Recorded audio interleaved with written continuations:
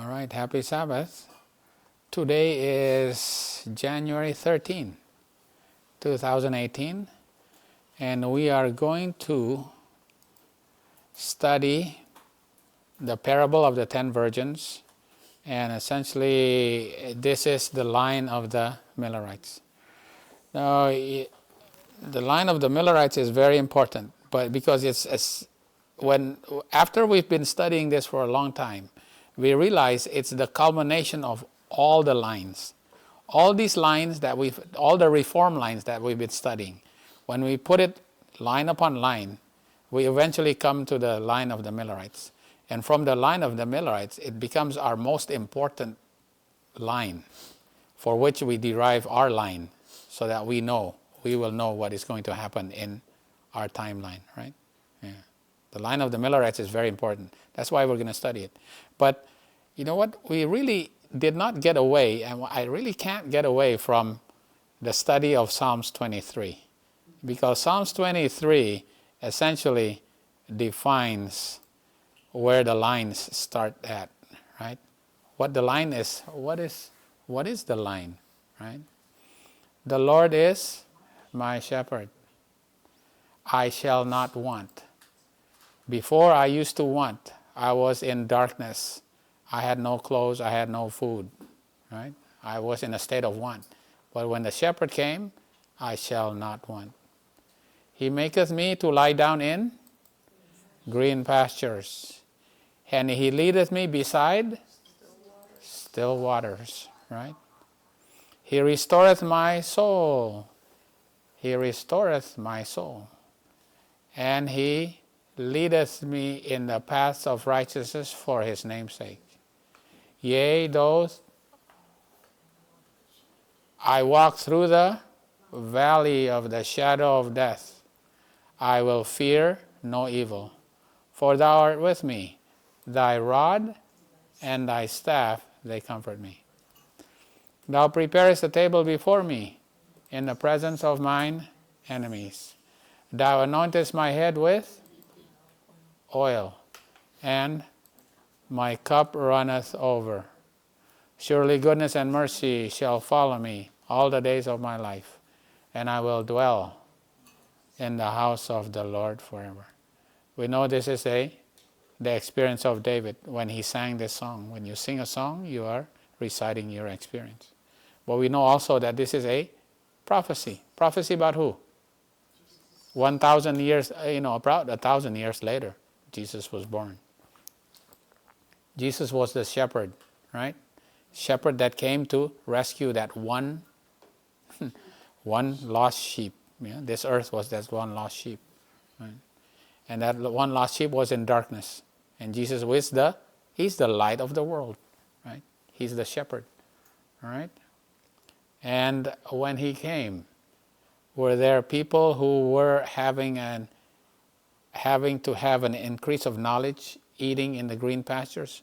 Who were those who were eating in the green pastures? Right? Who were in the fields tending their flocks? The shepherds, right? The shepherds. Well, who else was who had an increase of knowledge? The wise men. Who else? Anna and Simeon, right? Yeah. This is very, very interesting, The shepherds, were they in Jerusalem? No, they were outside of Jerusalem. What about Anna and Simeon? They were in Jerusalem. But who actually had an increase of knowledge first? Who received the formal message first that the angels gave? The shepherds. And then after that, Anna and Simeon had an increase of knowledge. They get to see Jesus. And then afterwards, it's the wise men. The wise men basically came, right? They came later, right? So there's 3 groups of people, right? It's the priests and the Levites, and then the Nethinims. Because the wise men, they're Gentiles. And Anna and Simeon, they were They were in Jerusalem. But the shepherds, the ones who heard the message first, they were not in Jerusalem. Right? Pretty amazing. Yeah. Okay, and then the still waters. Well, we already put that. When was it that he leadeth me into the still waters? Right? When he was baptized. Okay. When he was baptized. And that's a symbol of the covenant also. Right? Covenant. Right? And he restoreth the soul and the body. Right? What does he restore? The people, he restored them from their physical illness. But then he also said, go and sin no more. You who do not have faith, look at this. Look at Jairus, he has faith. Look at the woman who has an issue of blood. They have faith, right? He had to heal their soul also. He restored their body and their soul. But what did he also restore that was corrupted by the merchants selling their wares? Their temple, right? He had to restore the temple. He had to cleanse the temple. Right? Then, though I walk through the valley of the shadow of death. How many days and how many nights did he walk through the valley of the shadow of death? 3 days and 3 nights. Through where? The Garden of Gethsemane, Golgotha, and then he was risen up on the 3rd day. Okay? Right. Thy rod and thy staff, they comfort me, right? Because it is the trials and tribulations that is what is going to shape you, right? Okay. So even though you have all these good things that happen to you, green pastures, still waters, you have restoration, what always follows? Trials and tribulations, the rod and the staff, right? And after that, how did he prepare the table for his followers?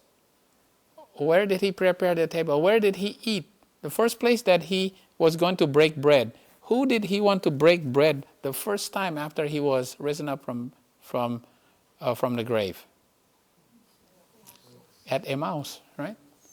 With the 2 disciples, right? One was the name Cleophas. He broke bread with them. But then he disappeared. And then he appeared in the upper room. What kind of table did he prepare them? What did they say? Okay, give me what? Honeycomb and bread, right? Was it bread and honeycomb he ate? Because he said, I'm not a spirit. I can eat also, right? And when was it that he also ate with them? The last time that he ate with them, that was at the seaside, right? So at the seaside, he prepared the fish and bread also, right? On a coal of fire. And we understood the coal of fire, the fish, bread, honeycomb, that has all meaning. He prepared a table. So he taught his disciples there, right? He taught them, and he prepared a table for them. And when were the disciples anointed? At the Pentecost, right? They received, what did they receive?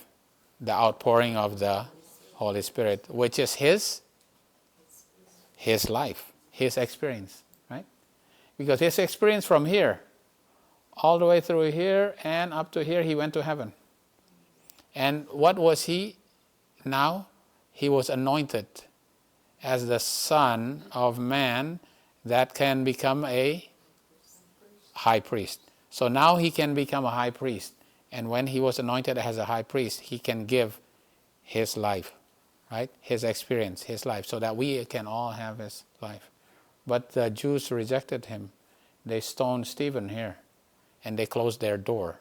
And because of that, the Gentiles now can live in the house and dwell in the house of the Lord forever also, right? So everybody can now dwell in the house of the Lord forever, right?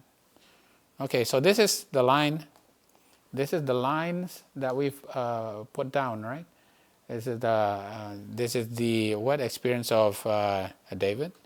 This is the life of Jesus, and that life can be yours as well, right? It is the underived, unborrowed, and is the original, underived and unborrowed, right? comes from the Father. And Jesus had that same life. And that life can be yours as well. All right? Okay. All right. So now we're going to have to put this line, and we'll see that the line of the Millerites we are going to put right down here. Okay? If the Millerites started off because they had an increase of knowledge, they were studying the Bible, and they had an increase of knowledge, it was because before they were in a state of what? Darkness. What darkness were they before the Millerites? What time of darkness was it? The 1260 years. The 1260 years of darkness. That the papacy reigned supreme, right? 1260, that's the time of darkness. And that is the start of when the Millerites started to study and preach. What did they preach? What message was it they preached? What message did they preach? The first, second, and then eventually the third angel's message. The three angels' messages. All right, okay. But the line of the Millerites, they realized that they were living also in the parable. They actually fulfilled the parable of the 10 virgins. All right. So this is the parable of the 10 virgins. We're going to have to put it right here. Okay? The parable of the 10 virgins. That is also the line of the Millerites. Okay? So that's basically our goal, right? To put the line of the Millerites here, and then also we see that is also the parable of the 10 virgins. We've done this before, right? We've done this before.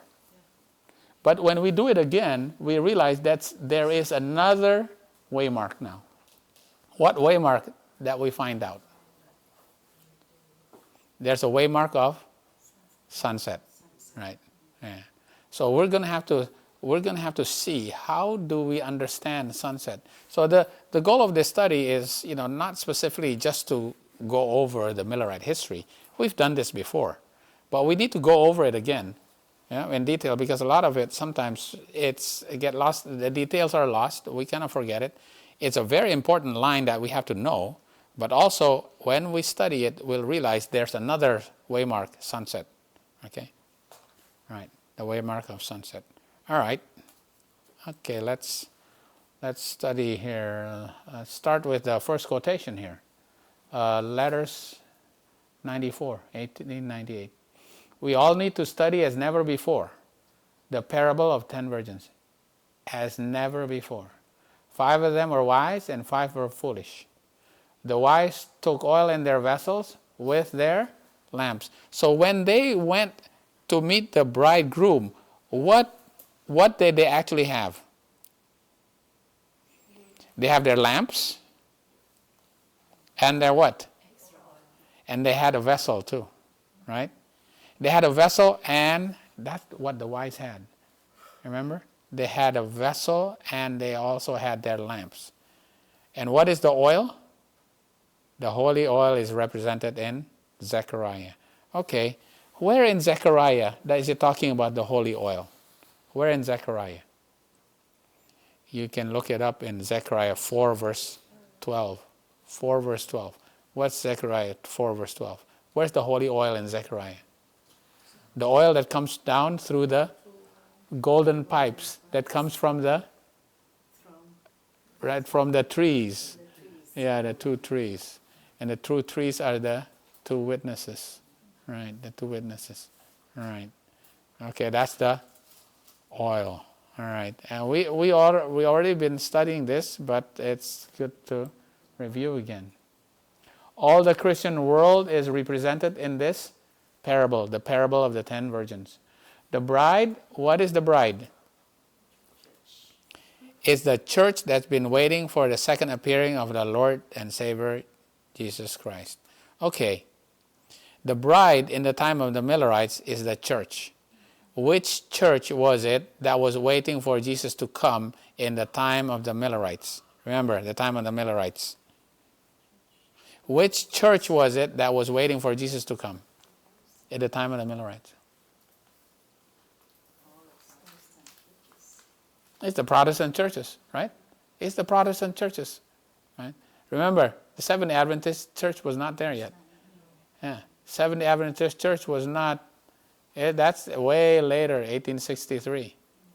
During the Millerite history between 1798 and 1844, the church that was waiting for Jesus to come was the Protestant church. It was the church of, Martin Luther, Calvin, and Zwingli, right? All those reformers. Right? That's God's church, right? Okay? All right.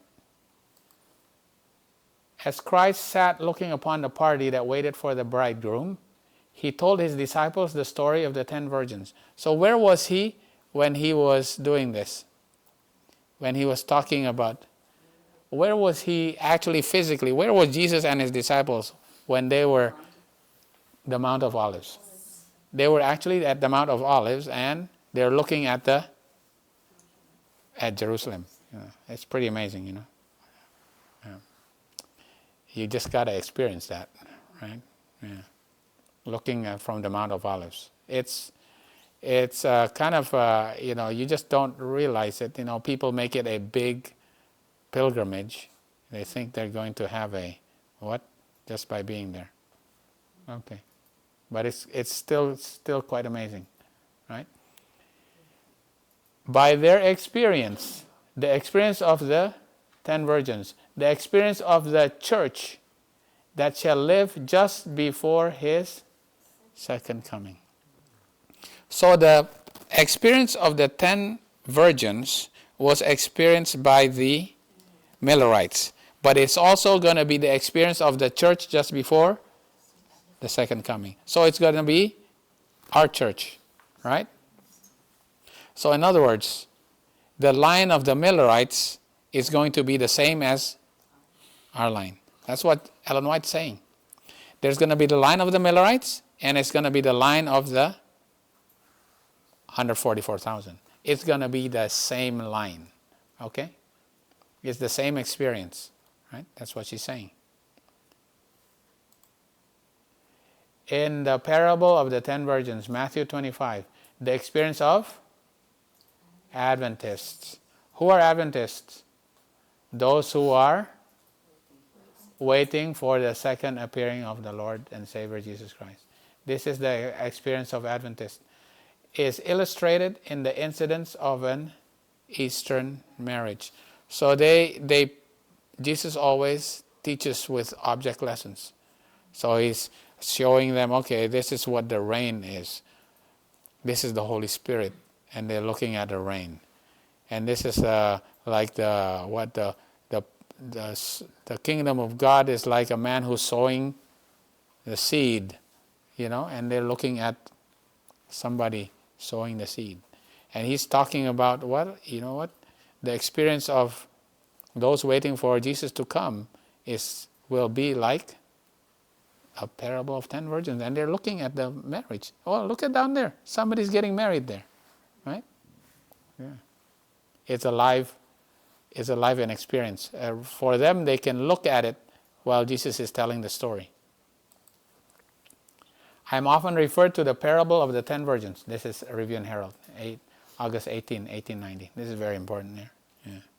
Yeah. We should make sure you highlight this in your AGW Writings app. I'm often referred to the parable of the 10 virgins, 5 of whom are wise and 5 are foolish. This parable has been and will be fulfilled to the very letter, right? It is fulfilled to the very letter. In other words, what do we have to do to each letter of that? Each word, we have to study every word of it, of this parable. Because it has been, during the time of the Millerites, and will be, in our time, fulfilled to the very letter. For it has been a special application to this time during Ellen White's time. And like the third angel's message that has happened in Ellen White's time, has been fulfilled, right? She's talking about. So what is she connecting? She's connecting Matthew 25, the parable of 10 virgins, with what?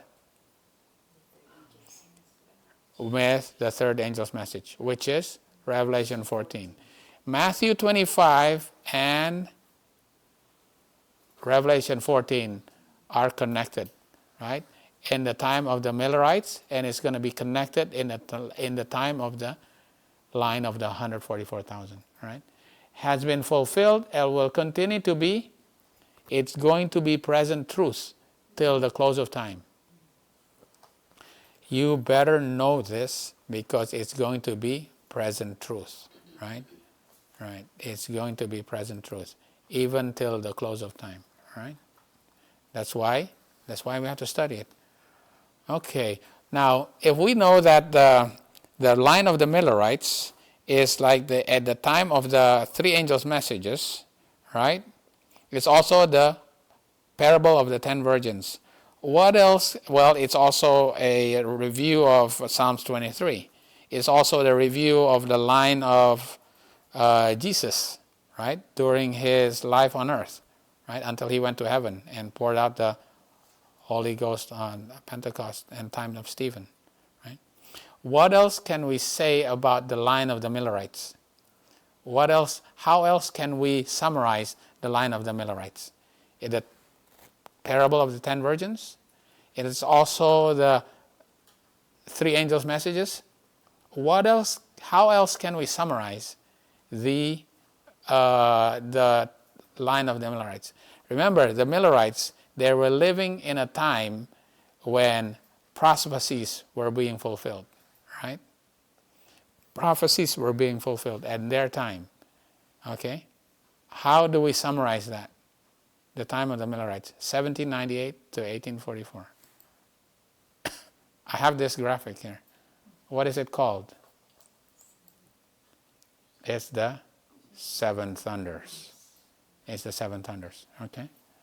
In these seven thunders uttered their voices. Instruction came to John as to Daniel in regard to the little book, all right? When the seven thunders uttered their voices, the instruction is what to do with the little book. What is it you are to do with the little book? You have to seal it up. Seal up these things which the seven thunders uttered. Right? You have to seal up the seven thunders because they relate to future events. It's going to happen in the future. Right? So it's opened up to the Millerites, but it's going to be sealed up. And it's going to be disclosed in the future. Right? Daniel shall stand in his lot in the end days. John sees the little book unsealed. So it was sealed and then it is unsealed. Right? Then Daniel's prophecies have their proper place in the first, second, and third angel's message. Okay, now I'm going to ask you a question. This is going to be a little difficult. Right? Which of Daniel's prophecies are fulfilled in the first, second, and third angel's message? I'm going to tell you, the easiest one is the third angel's message. Which of Daniel's prophecies is actually fulfilled? It's a time prophecy that is fulfilled with the proclamation of the third angel's message. When the third angel's message was proclaimed, which time prophecy was fulfilled? Right, I'm going to ask you, anybody remember?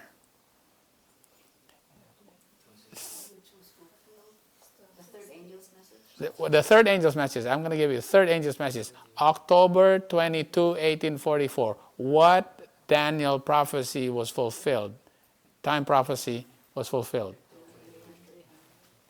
Until 2300 days, then the sanctuary shall be cleansed. And it was cleansed in October 22, 1844. So the 2300 days. Where is that? Which? Daniel 8:14. Right, okay. All right. That's third angel's message. Remember, Daniel's prophecies have their proper place in the first, second, and third angel's message. Right? Make it what about the first angel's message? Which of Daniel's prophecies are fulfilled in the first angel's message? Okay, first angel's message was given when? 1798. Which of Daniel's prophecies was fulfilled in 1798? 25 to 1260, right? 1260. What else? Archie said it. 1290. All right. Where is the 1290 in Daniel? Right. I'm gonna make it even harder. Daniel 12. Right. Daniel 12 verse 11. All right. Where is the, okay, this is even harder. Where is Daniel, where is the 1260 in the book of Daniel? Where's the 1260 in the book of Daniel?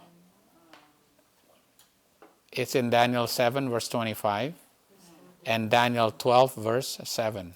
Okay, the problem is that it's not written as 1260. What is it written as in the book of Daniel?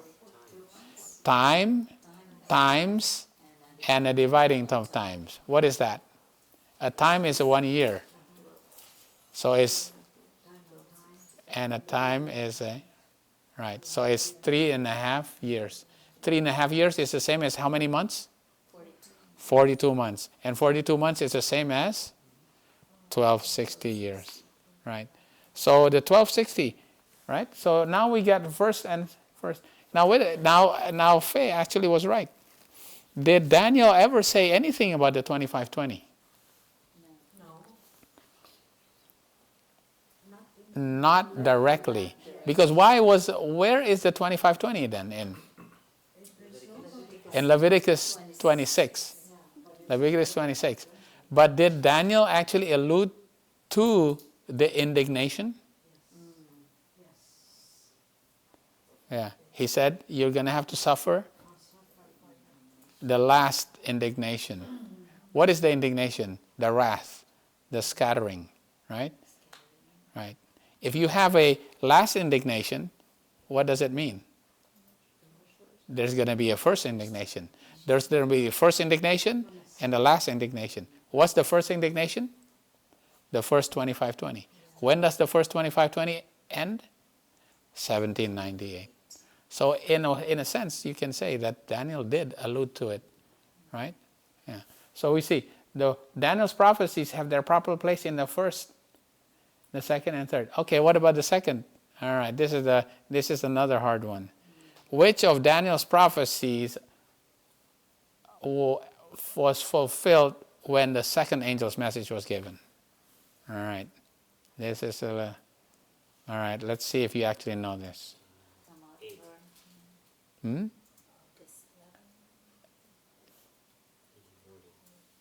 The second angel's message. When was the second angel's message given? Second angel's message, come out of Babylon. Come out of Babylon is April 19, 1844. Which of Daniel's prophecies was fulfilled on April 19, 1844, when they were disappointed? Which one? All right. This is a quiz for you. Come on. This is a quiz. You need to know this. It's not Daniel 11. It's 1335. When the Daniel 12 verse? Daniel 12 verse 12. It's the 1335. Okay? So, wow. That's a little tough. Yeah? You need to brush up on this. You need to brush up on this, right? Because Daniel prophecy have their proper place in the first, second, and third angel's messages given to the world. Right.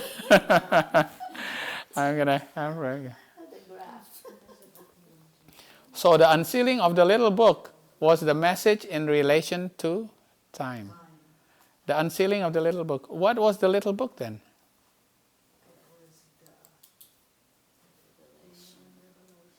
The little book is the little book that relate to future events.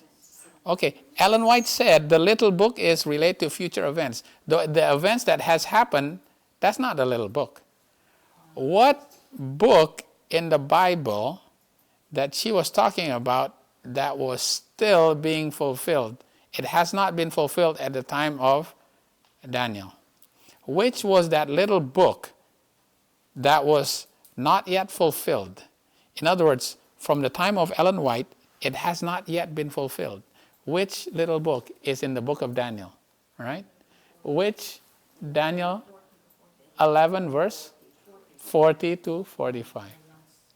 That is the future events that have not been fulfilled yet. Because everything else has been fulfilled. Right? Everything else during the time of Ellen White has been fulfilled.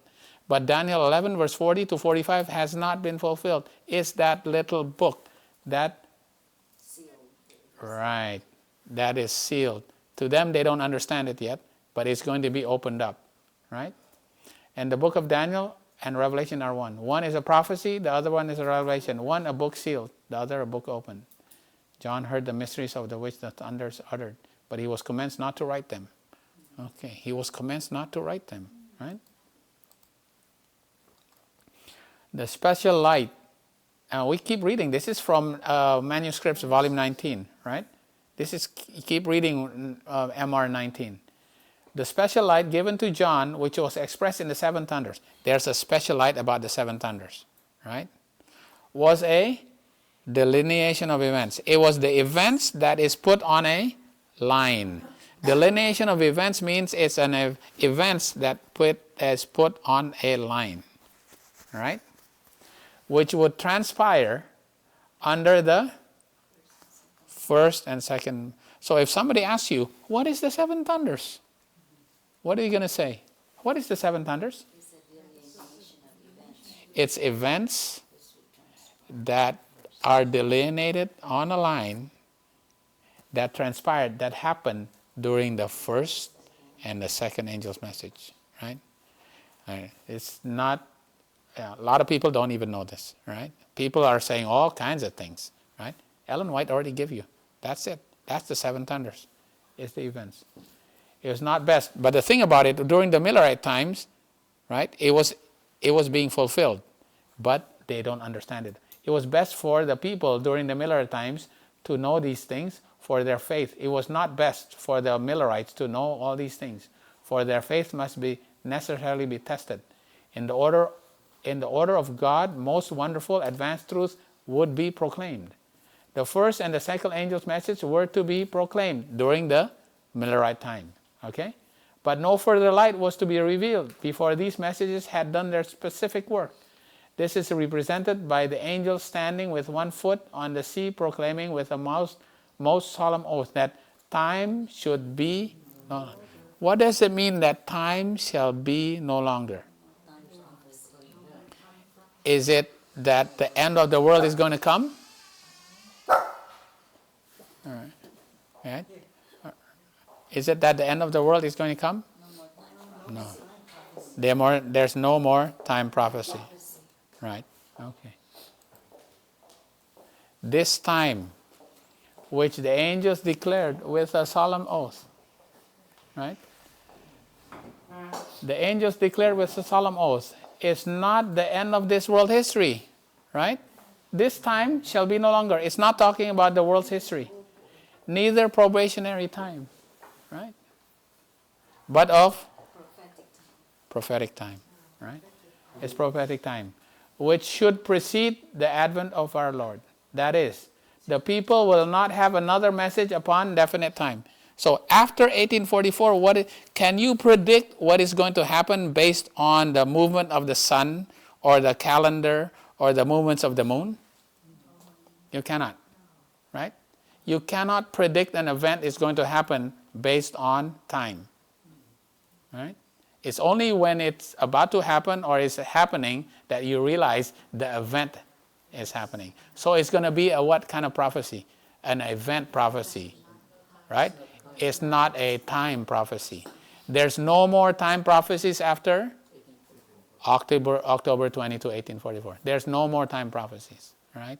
You cannot judge anything by the movements of the moon or the sun. I have to make that a point because a lot of people are going to say, "Oh, look at the moon, look at this, Oh, the golden stars. Yeah. There's no such thing, and no more. There's no more. All right, okay. Because the longest reckoning reaches to Autumn 1844. Right? No more prophetic time. Time shall be no longer. All right? After October 22, 1844. So the experience of the Millerites from 1798 until October 22, 1844 is the parable of the 10 virgins, right? The experience of the Millerites is the parable of the 10 virgins. It is also the giving of the 3 angels' messages, right? And it's also called what? The 7 thunders, right? And if this, Ellen White says that this is present truth at the time of the Millerites, and it's going to be present truth even for the people that is living just before Jesus is going to come. Meaning, what does that mean then? Millerite history is going to be repeated in our time. The 3 angels' messages is going to be given in our time, right? We know that for sure. So Millerite history is going to repeat it in our time. And what else is going to be repeated in our time? The 7 thunders. 7 thunders, right? Okay. 7 thunders. Okay. Let's continue. Now we're going to go into what happened during the time that when Jesus was actually on the Mount of Olives, looking down at the what? At Jerusalem. There you go. Mount Olives. That's Jerusalem and the city, right? The sun is about to go down. And what were they looking at? They were looking at, hey, there's somebody whose house is like full or lighted, and they're having a party. Hey, there must be a wedding there. And look at all these women that are waiting around. Okay? Christ and his disciples is seated upon the Mount of Olives. Right?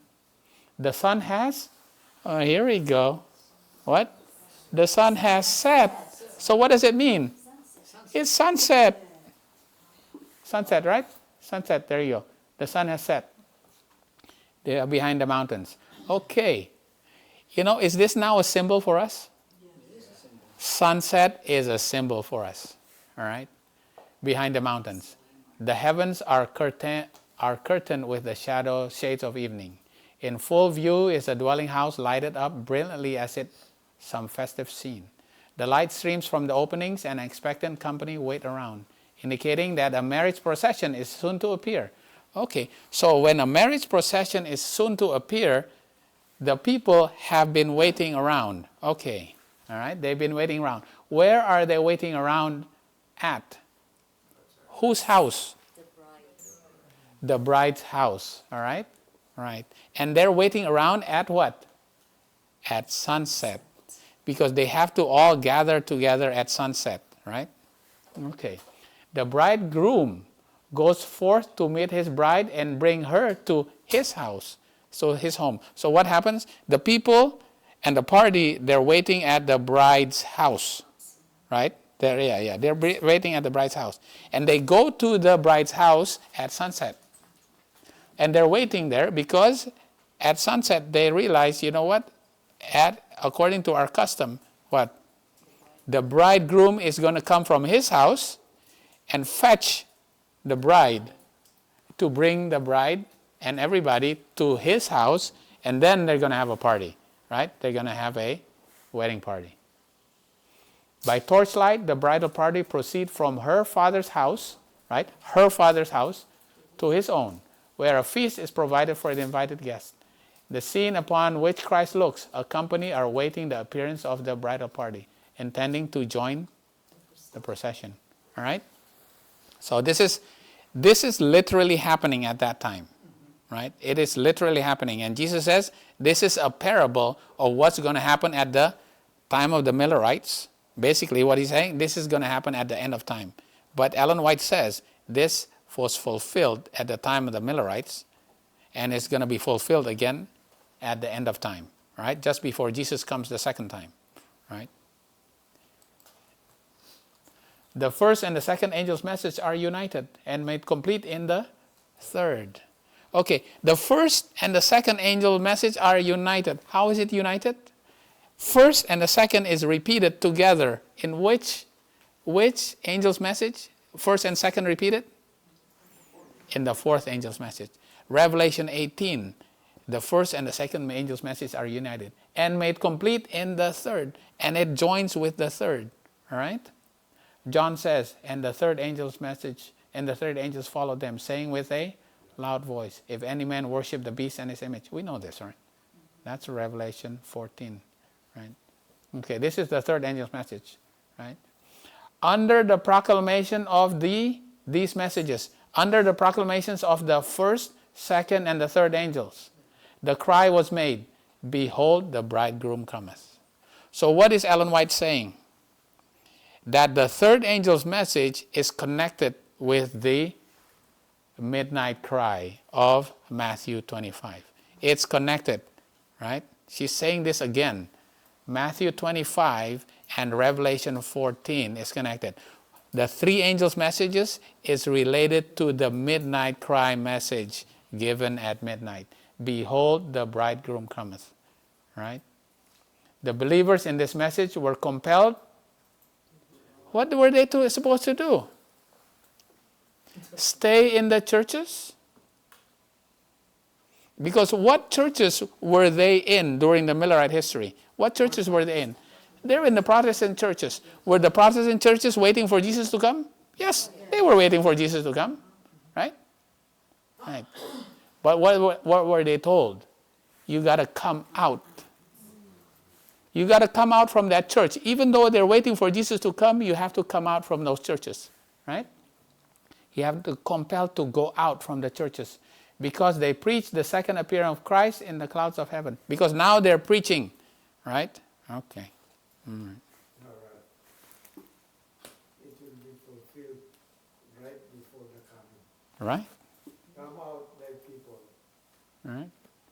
Yeah. Where is God addressing them? Yes, In yes. what churches Yes. people would come out from now? Right. See, this is very, very important. We get Uncle Dukil, you already way ahead of us, you know. You're looking ahead. We are getting there.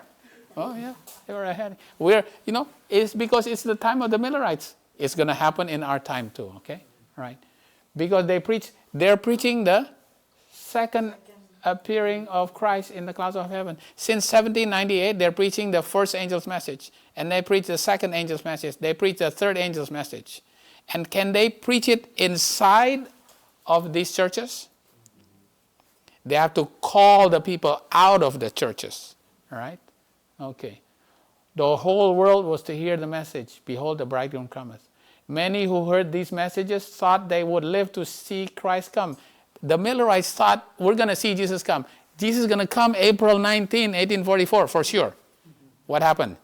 They were disappointed. And they said, okay, well, we're wrong. We go to the Bible study. Oh, you know what? It's October 22, 1844. Jesus is going to come for sure. Jesus is going to come. I'm going to sell everything.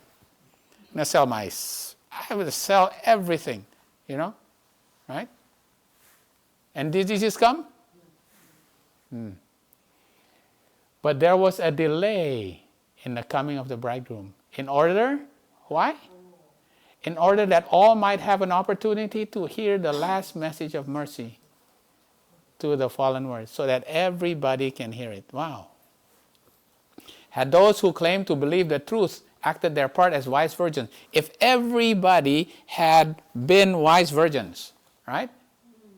This message would have been given to every nation, kindred, tongue, and people. It would gone through the whole world. But 5 were foolish. The problem is that 5 were foolish.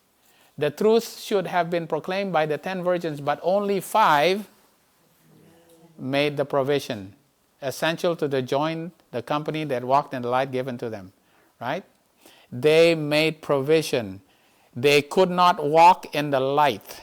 So when you are given provision, it means when you have enough oil, it means that you can walk in the light that's given you. Okay, so if you receive new light, what do you have to do with that light? You have to walk in that light. What does it mean? You have enough oil. If you have enough oil, it means that you are advancing in the light that you are given. Right? Advancing in the walk. Right? You are walking in the light. Right? That's what having a provision. Remember, the 5 wise were the ones that had a vessel and a lamp. The foolish only had a lamp. They have oil in their lamp, and that's all. But the wise, they had what? They also had extra. They had a vessel also, right? Because what were they expecting? They were expecting a delay, right? How could they know there's going to be a delay? There you go. They studied. All right. They're going to know that. You know what? So this is the introduction basically to Matthew 25. So we're going to go through Matthew 25 now, okay? Matthew 25 verse 1. Then shall the kingdom of heaven be likened unto we all know, we probably memorize this now. Be likened unto 10 virgins, which took their lamps and went forth to meet the bridegroom. Okay, here we go. We'll see what Ellen White has to say. Look at these 10 virgins here, right? All right, 10 virgins. 5 of them actually had vessels, and they had lamps also. I had to look for a picture that they had vessels and lamps. It was not too easy to find, but this is a lamp, here's a vessel, right? But 5 of them had vessels. Yeah, you have to know this. You have to know this parable. Every letter of this parable you have to know. Okay? Ellen White says, every letter. All right. Okay. The coming of Christ, as announced by the first angel's message, was understood to be represented by the coming of the bridegroom. Okay. So when they said, okay, the bridegroom is coming, what does that represent? Ellen White just said, the first angel's message. So when the first angel's message was given, that's the announcement that Jesus is going to come. The bridegroom is about to come. When was it that the first time the first angel's message was given? Ever. When was it first ever given, the first angel's message given? We know this. By William Miller. William Miller gave it. When did he first give the first angel's message? What year? 1838. No. He did. 1798. Right. 1798. Right. The first angel's message was first given in 1798. All right. Okay. That's the message that the bridegroom is going to come. Now we'll have an Ellen White quote to back this up. Okay. The widespread Reformation. Now, when he was giving the first angel's message, not a lot of people believed him, right? Yeah. But then there was a certain event that caused it to suddenly become widespread. Then everybody realized the first angel's message. Oh my, Jesus is going to come. There was a certain event that caused a widespread Reformation under proclamation of a soon coming, answer to the going forth of the virgins. So when the virgins went forth from their own house, they had to go meet at the bride's house. They went forth from their house, they went to the bride's house. That's the going forth. Now there was a certain event that caused the first angel's message. It was kind of weak to begin with, but then it had power. Okay, the first angel's message was given, and then it was empowered by a certain event, right? When we study William Miller history, which event that empowered the first angel's message that it was now the whole world now really believe, oh, what? You know, you Millerites are right. August 11, 1840. We'll do that a little bit, okay? In a little bit, we'll do that, all right? Right? That's very important because Ellen White said that is the going forth of the virgins. So now we have to know the going forth of the virgins is actually on August 11, 1840. The first preaching of the first angel's message was in 1798. Now we're going to prove this with Ellen White quotes from Great Controversy, right? The man of sin, the mystery of iniquity, the son of perdition, that wicked represents who? The papacy, which was foretold in prophecy, was to maintain its supremacy for how many years? How many years was the world in darkness? 1260, right? The dark ages, 1260 years, right? Then everybody realized, you know what? He's been persecuting us for 1260 years. He is the man of sin. So what is the man of sin now? What has happened to the man of sin? He's now revealed. He is, everybody knows, even the Protestants call him the man of sin. He is the son of perdition. Right? He's the wicked. Everybody, the whole world knows that he is the man of sin. He's now revealed. This period ended in 1798. So Ellen White says, 1260, it ends in 1798. Why? The coming of Christ could not take place before that time. Jesus could not come before this. Because Paul, in Thessalonians, covers his caution to the whole Christian dispensation down to year 1798. He says the man of sin cannot be revealed until what? Somebody be let us. Right? Somebody will let him be revealed. He's going to be taken out of the way. Who's going to be taken out of the way before the man of sin will be revealed? Who's going to be taken out of the way? Paganism, right?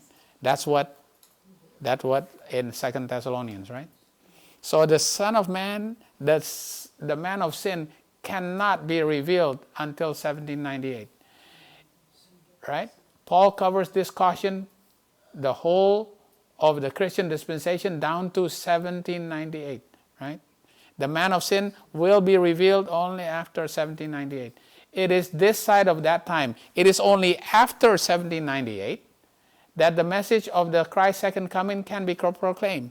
So the first angel's message can only be proclaimed after what year? 1798, right? The first angel's message is given in 1798. No such message has ever been given in the past ages. Paul, as we have seen, did not preach it. Paul did not preach the first angel's message. He pointed to his brethren into the then far distant future for the coming of the Lord. The reformers did not proclaim it. Martin Luther placed the judgment about 300 years in the future from his day. He lived in the 1400s, I take it, right? But since 1798, the book of Daniel had been unsealed. Knowledge of the prophecies has increased, and many have proclaimed the solemn message of the judgment. Right? Knowledge of the prophecies has been increased. How is the knowledge of the prophecies been increased? There's been an increase of knowledge, and people will go to and fro. How does people go to and fro? What does it mean to go to and fro? They go to and fro in the Bible. How do you study going to and fro in the Bible? How do you go to and fro in the Bible? You go line upon line, here a little, there a little, precept upon precept. So this is talking about the knowledge of will be increased because people will study a certain method, a certain method, right? Yeah, it's not the method of the Jesuits, right? Jesuits have a very different method of studying, right? It's how the Millerites studied, right? Here a little, there a little, right? They go back and forth in the Bible, to and fro in the Bible, right? Okay, all right. So 1798. So Ellen White says, first angel's message cannot be proclaimed before 1798. It's only after 1798 when William Miller proclaimed it. Okay. Now, when William Miller proclaimed it, he was studying, okay, by himself. How did he study? He used his Bible, and what else did he use? Cruden's Concordance, right? This is a 1794 Cruden's Concordance. This is actually a real picture of 1794 Cruden's Concordance. He received his Cruden's Concordance in what year? 1798. He started studying. 1798 he started studying. When did he first start giving his lectures? And when did he start preaching? Let's read this. In 1833, Miller received his license to preach from the Baptist church in which he was a member. So when he now received a license to preach, before he was just a layman, he He can't do much. Not many people are going to listen to him, but now he received his license. He's now able to preach. He's now as a minister. He's a licensed minister in the Baptist church. In 1833, 2 years after Miller began to present in public. So 2 years before, he started presenting in public. Right? The evidence of Christ's soon coming. The last signs that appeared were promised by Savior as token of his second advent. What was the last sign that came down that Miller realized was fulfilled? The stars fell, right? The stars fell. When did the stars fall? When did the stars fall? November 13, 1833. This is the last of the signs. They said, the Millerites says, you know what? This is the last sign. Jesus is for sure going to come, right? This is for sure going to come. When did he first? Now, according to William Miller, the first time I ever spoke in public on this subject was year 1832. Hey, wait a minute. Ellen White said that 1833, 2 years before 1833, he started speaking. But then William Miller said, I speak in 1832. So who's right? Well, you know, there's got to be a rounding off here. So it appears that it was very early in 1832. And it was only late in 1833 that he received this. So it effectively is about 2 years, right? So in early 1832, he started preaching. And then he received his license late in 1833. So effectively 2 years later, right? So what would you say if somebody receives a message and now he can present it as a study, and he can preach it, and now he has the license to preach it? What would you call that? You know, what happens to that message now? Formalized. The message is now formalized. Message is formalized, right? So we're given a message. If we're just studying it for ourselves, right? We're putting it on the internet, broadcasting it. People are these days you don't have to print it anymore. Put it on the internet. It's formalized. So the message is formalized. When Jesus first came on earth, how was the message formally given? When he was born, who formally gave the message? Peace. The angels formally gave it, right? They preached it, right? So the message has to be formally given.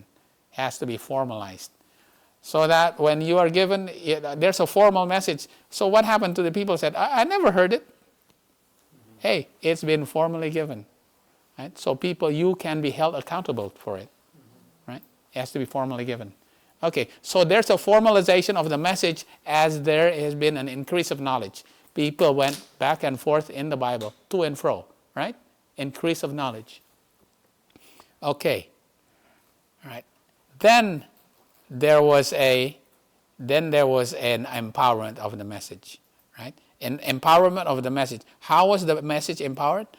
August 11, 1840. What happened on August 11, 1840? Now, this is all Millerite history, right? We have to know Millerite history. Because if we don't know Millerite history, we will not know our history. Right? Now, what happens? It's not Samuel Snow. Who was it? Josiah Litch, right? Okay, we don't have to read this whole thing. I'm going to tell you, okay? I'm going to tell you a story. What happened to Josiah Litch? He started predicting that there's going to be a fall of the Ottoman Empire. Did the Ottoman Empire actually fall? No. The Ottoman Empire gave up its supremacy. It gave up its supreme power. Now, he said that the Ottoman Empire is going to give up its power. It's no longer going to have supreme power. It's going to have to give it up. Because he was studying what? Revelation 9. What did he study in Revelation 9? Which time prophecy did he study? The year, the month, the date. Yeah, and when you add it up, how many years was it? Can you somebody read Revelation 9 and get that what? Open up to Revelation 9. Which prophecy was he studying? Revelation 9. Can you browse that? A year, a month, a date? No, not that one. Afterwards. 5 months is the first woe. What's the second woe? It's 391 years and 15 days. How many? All right. How is that? Is it an hour a day? Okay. All right. Can you an hour? Verse 15. Can you read verse 15? Revelation 9, verse 15. And the four angels were loosed, which were prepared for an hour and a day and a month and a year to slay the third part of men. Okay. An hour, a day, a month, and a year. When you add it up, it becomes 391 years and 15 days. 4 angels are let loose. All right? 4 angels are let loose. And then they are going to start tormenting. Okay. How did he know, based on that prophecy, right? He counted, okay, that prophecy had to begin after the end of another prophecy. The end of the other prophecy is the 150 years, which is 5 months. And he studied that, and they all knew that the first time that Islam first was able to successfully attack the Ottoman Empire was on July 27, 1299. Right? July 27, 1299. From history, they saw this is the first time that Islam is actually successful in attacking a Catholic power. Right? From that time, they added 150 years, and they added 391 years and 15 days. And it ended on what? August 11, 1840. So he predicted. Now, how was he able to make a prediction that the Ottoman Empire is actually going to lose its power? How did he know?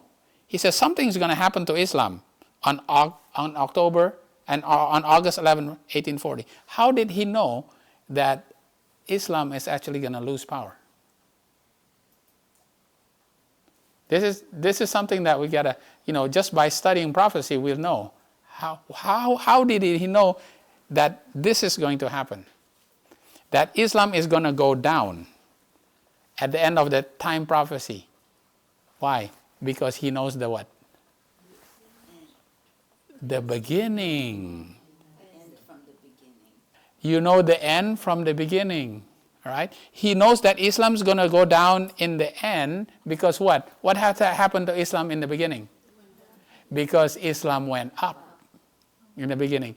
Islam went up in the beginning was when the 4 angels were let loose. What 4 angels were let loose?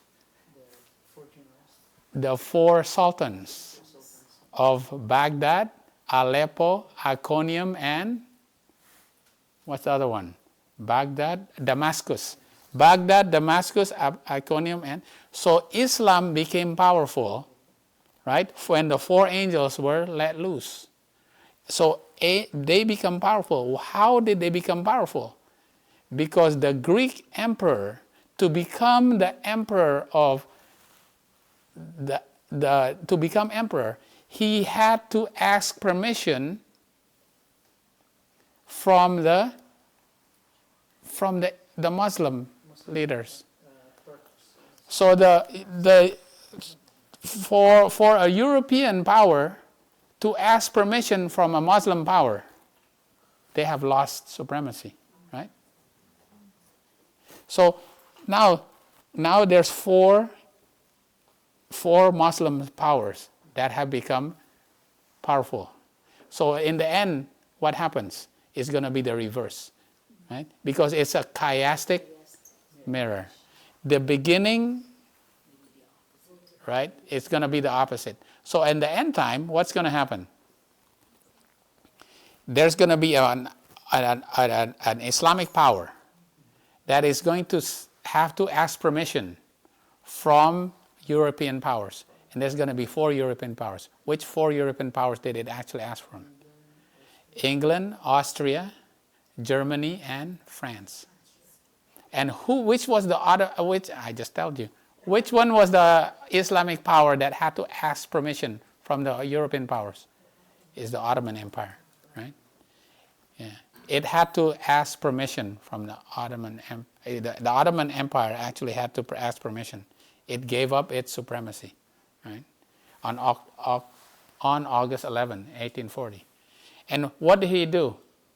He published it 10 days before. He published it on August 1, 1840, right? Right.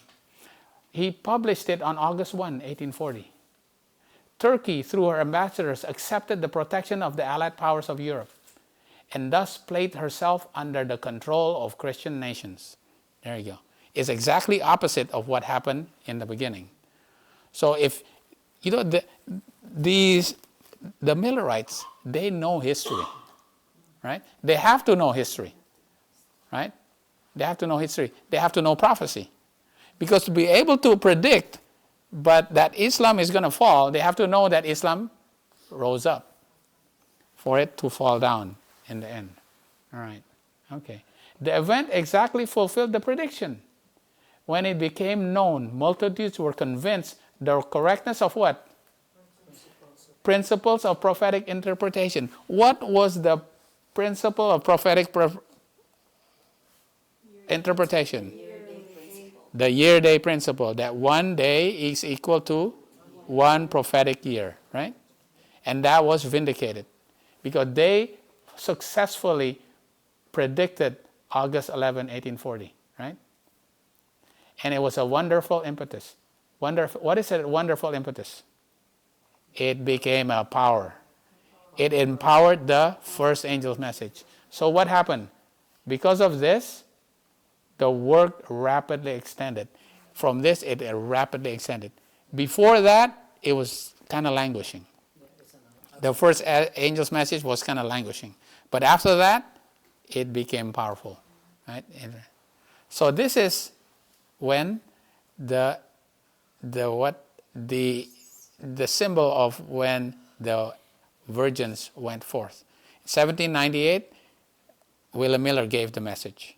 And then when Josiah Leach made a prediction, that's when the virgins went forth, because the message now was powerful. It had power. Okay? All right. So now we're going to have to put that on a line, all right? Because how do we study? Just like the Millerites, line upon line. Here or there a little, here a little, there a little, right? A precept upon precept. Okay, let's put it on a line. All right. This is our line of the Lord is my shepherd, right? This is Psalms 23. This is the Song of David. This Song of David is a prophecy of the life of Jesus, right? The life of Jesus from when he was born until he died and he went through the valley of the shadow of death, until he anointed and he went up to heaven and he anointed his followers at the Pentecost. And then at the end, when now the Gentiles can dwell in the house of the Lord because the Jews have rejected and killed Stephen, right? This is his life right here.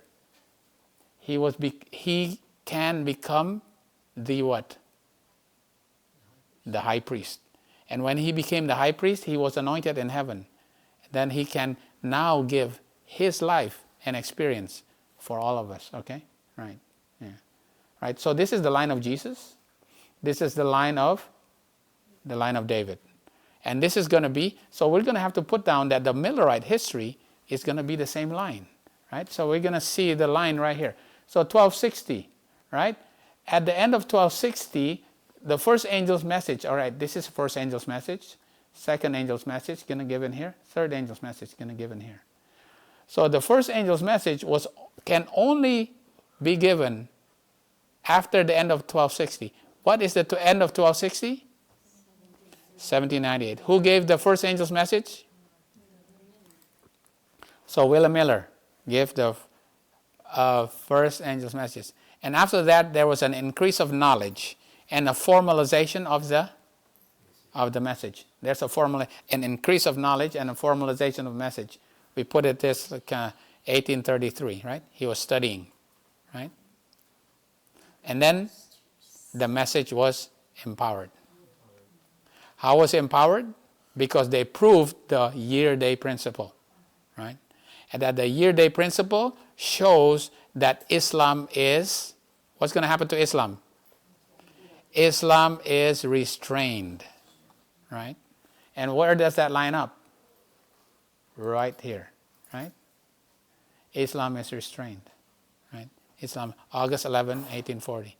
Islam is restrained, you know, right? Okay, we can see that this is starting to show up. Our line is going to be down here, right? In our line, Islam is going to be restrained. Oh yeah, there's going to be a time when Islam is going to be restrained. First angel's message is repeated. Okay, it all by studying the line of Psalms 23, we know is the prophecy of Jesus, and we know it also lines up with the Millerite history. Okay, let's go a little bit more here. Okay, now we go to verse 2. We did for verse 1, right? Right. Let's go to verse 2. Oh, okay, sorry. No, we haven't gone to verse. We don't go. Sorry, not yet. Let me expound a little bit more about verse 1 here. When the 10 virgins went forth to meet the bridegroom, their lamps were trimmed and burning. Right? I remember growing up, you know, when we have to trim our lamps, is because they have the little, you know, the wick is up there and the end is already black. What do you have to do? You have to trim it, right? So that the light will not be yellow and making a lot of smoke. You have to trim that wick. Make sure it's nice and fresh, right? So you have a nice light, right? That's what it means, to trim and burning. 5 of these virgins were wise. What happened? What were the characteristics of these virgins? They anticipated delay. Oh, they knew there's going to be a delay. So what did they do? They filled their flagons. What's a flagon? That's a flagon. That's a flagon, right? They had a vessel and a lamp, right? They filled their flagons. So they had an extra oil in their flagons, which is their vessels, for an emergency. From those flagons, their lamps were supplied and not left to go out. But 5 of their number had not this. They did not have foresight. They cannot look forward to what is going to happen. They had no provision for an emergency. They didn't even know there's going to be an emergency. They made no provision for disappointment or delay. All right? Yeah. All right. Okay. It's very important. This is the difference between the wise and the foolish. All right. 5 of them were wise and 5 were foolish. They that were foolish took their lamps. They only took their lamps. They took no oil with them, but the wise took oil in their vessels with their lamps. See? The vessels is the flagon with their lamps. So they had a flagon and a lamp. And while the bridegroom tarried, they all slumbered and slept. Everybody slumbered. All of them, right? Okay. All right. So this is verse 2 and 3. Wait a minute. 2, 3, 4, and 5. Oh, we went all the way to 2, 3, 4, and 5. All right. Okay. Let's go. Like we gotta see what this means. The bride constitutes the church that is waiting for the second appearing of our Lord and Savior Jesus Christ. So at the time of the Millerites, which church is the bride? The Protestant churches, right? The Protestant church. The Protestant churches was God's church. Because the Adventist church was not there. Adventist church was 1863. This was talking about the 1840s. There's no Adventist church. God's church was which church? The Protestant church. The church of Martin Luther. Right? That was God's church. Right? But they don't want to listen to the second angel's message. Right? They don't want to listen that Jesus is going to come. Right? Jesus is going to come soon. Right? The bride constitutes the church that is waiting for the second appearing. Okay. Right? So what did this is Christ Object Lessons 405, paragraph 2. Remember, Christ Object Lessons. Ellen White compiles all the object lessons of Jesus. And the last one, which we know has to be the most important, is the parables of the 10 virgins. The last chapter of Christ's Object Lessons is the parable of the 10 virgins, because it is the most important. Lingering, okay, read this very carefully. Lingering near the bride's house are 10 young women robed in white. What did Ellen White just say? Are the 10 virgins in the bride's house? They're lingering near the bride's house. Okay, who's the bride? This is the church. What's the bride's house? If the bride is the church, what's the bride's house?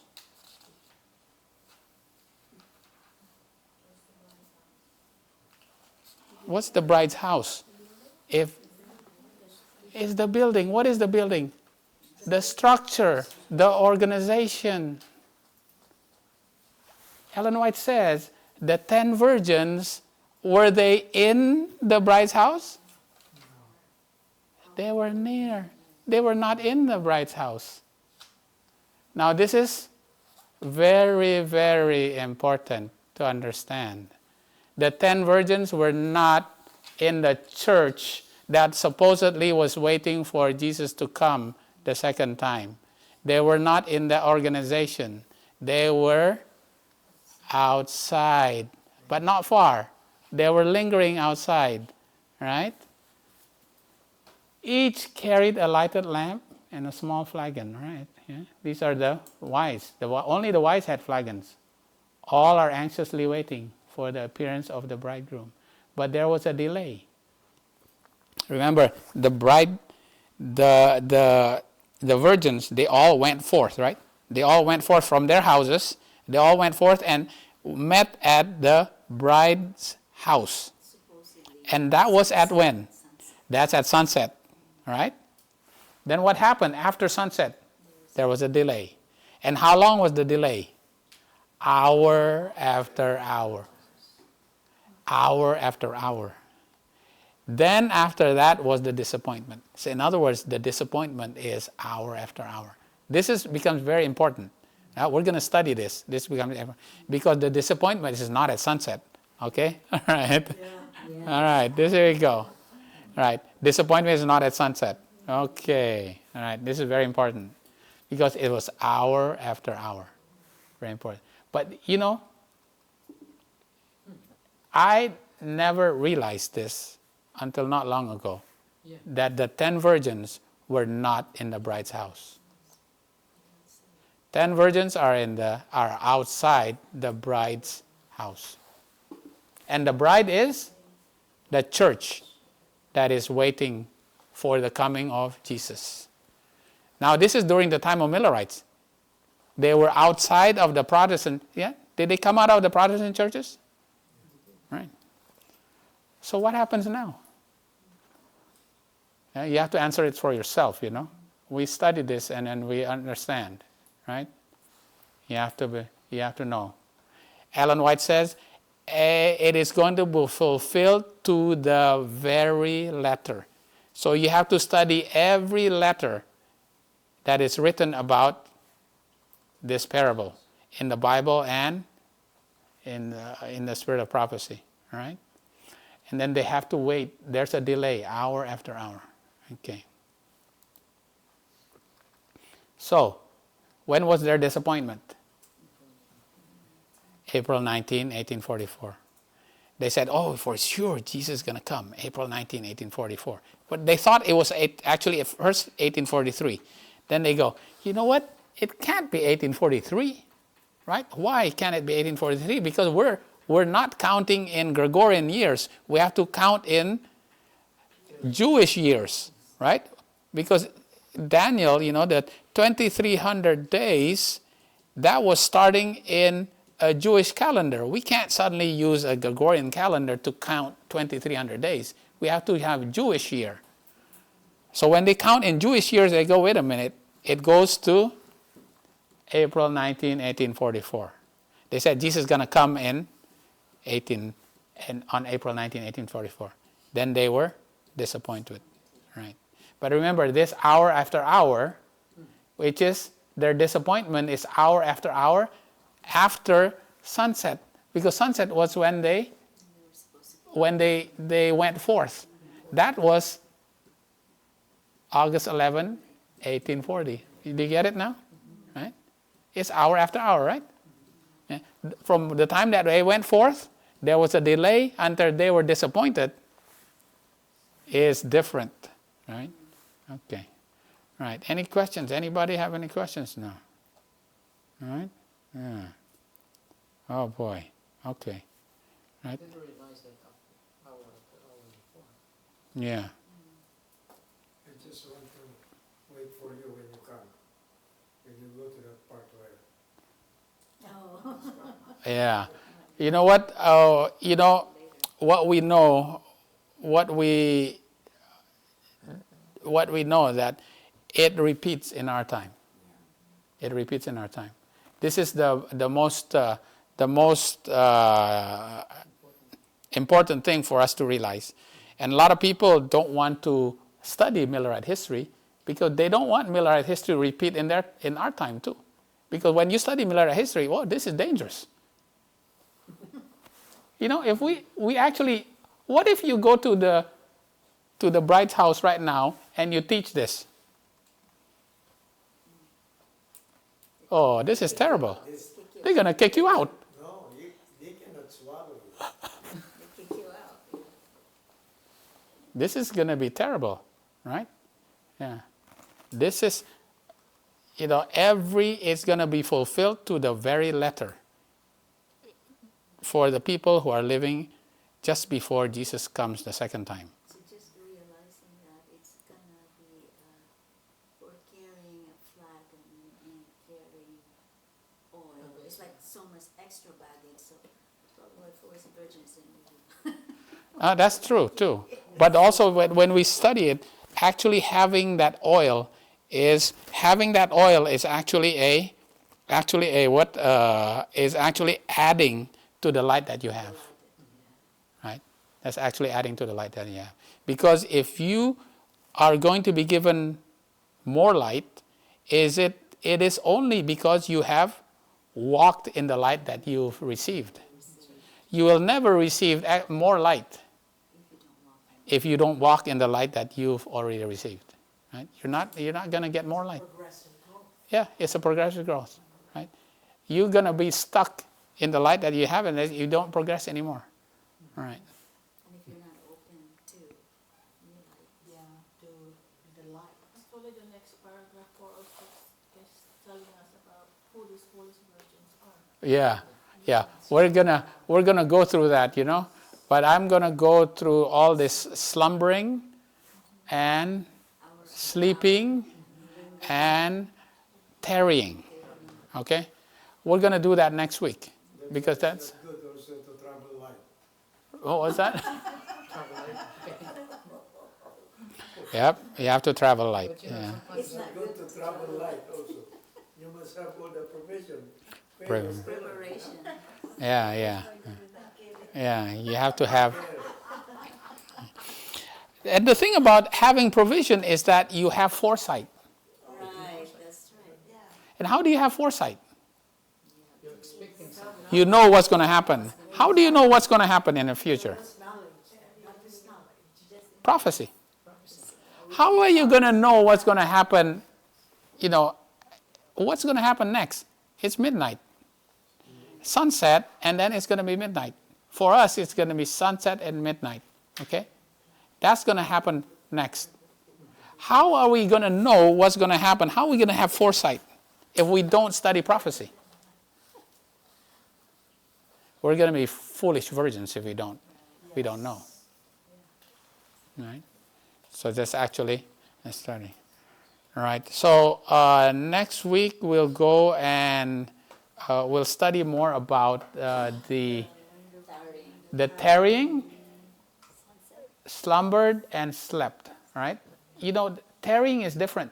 When the bridegroom tarried and the disciples tarried is different. It's completely different. Right? Right. Yeah. And then the slumbering is different from sleeping. Slumbering is different from sleeping. Yeah.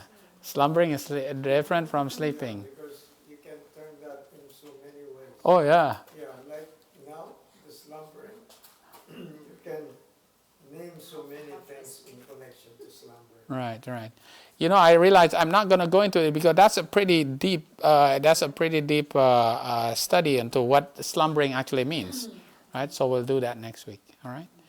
Okay. So that is a more sure word of prophecy. Okay.